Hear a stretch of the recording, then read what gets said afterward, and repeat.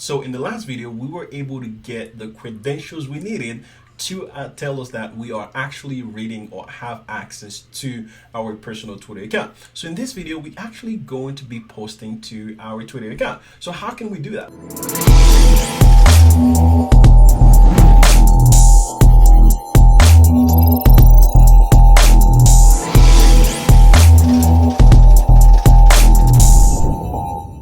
Well, in order for us to do that, it's actually pretty easy. Remember, we are using a package already called our Twitter account, called Twitter. So in this case, all I have to do is go all the way on the bottom, and then this is how we make requests to the Twitter API. There are a couple, one of them, there's one called client.get. The one we need is this, okay? And the cool thing with this is they even give us an example on how for us to do that. So I'm gonna right click on this, and then we're gonna go here and paste it right there. So a couple things I need to adjust is this is status is what do you want to add into your Twitter message. So in this case, I'm gonna add a variable here called Twitter message. And then once I add that, this is going to be a message. I'm gonna say ignore for now. And then I'm gonna add this message right there, okay? So in another word, this is how this works. Let me kind of break it down even further for you guys. So you add a param, that param is gonna contain an object, okay? So once you add that param, it's gonna contain an object. Let's make sure that I kind of zoom that for you. So here I have the status. Here's the message I'm posting. This is the message I'm posting to Twitter. And then I take the params, paste it in there. So this function takes 1, 2, and then a third parameter here. That's all we need. Now in this one, this is the status update that we use in order to post that out. And then this is the param that contains any further parameter that we pass along here. And believe it or not, ladies and gentlemen, this is everything we need to do in order to post to our Twitter account. So I'm gonna go here and delete the first one, which is about getting tweet from our Twitter account. So I'm gonna delete that. Only gonna leave the one that's posting. So if I run this application, I'm gonna go here and I'm gonna run this application here.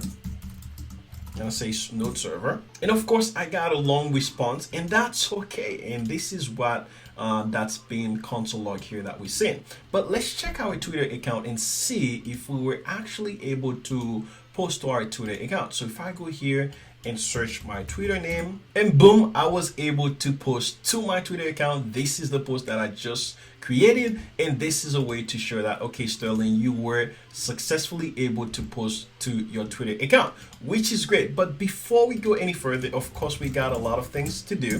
The first question you might ask is, okay, Sterling, but I thought you were posting using this account. How can we do that posting using this account, right? How can we do this? Well, before you can do this, before we went ahead and do that, which we're gonna leave in the next video, this is when we're gonna do that. But let me kind of walk you guys to exactly and show you how those things are working. For example, this status right there, and then also kind of explain you how this works, because you can do way more than this. In the documentation themselves, they only explain you a couple of things where you can add status update, where you can add what else is after status update, you can add favorite. But I'm going to walk you through and show you where you can get much more than this. So if you go under the Twitter documentation, wherever you have your application, and then you find somewhere where it says documentation, click on documentation, and then they have different versions on the Twitter APIs. They have the Twitter API, Twitter ads API, Twitter developer labs, Twitter website, and so much more that you can explore. The one we're looking for is the Twitter API. So click on home, and then once you're here, they have different version of it. So this early Twitter 2 APIs, which of course this one doesn't have access to post yet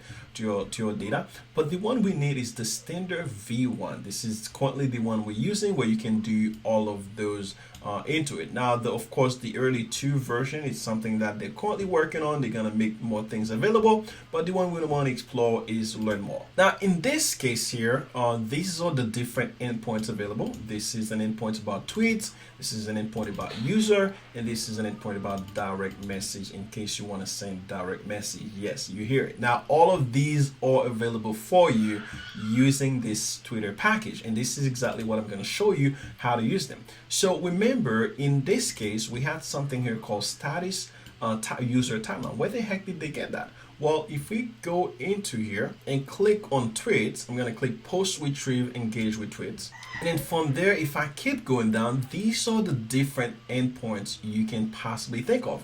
For example, this is the status review ID.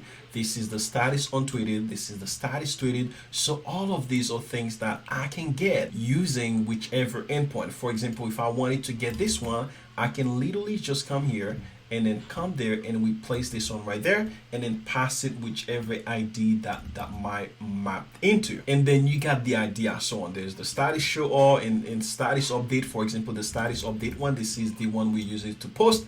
And this is exactly what this is referring to right there. Status update. This is the one we're using to post. And you have the idea. There's a lot of different other ones you can use. So if I go back to another endpoint, if I go, for example, on the user endpoint, you got the idea. I can do the same thing. For example, if you want to get the user profile, if I go here, I can use account update profile in order for me to update my account profile if I want to, for example, right there.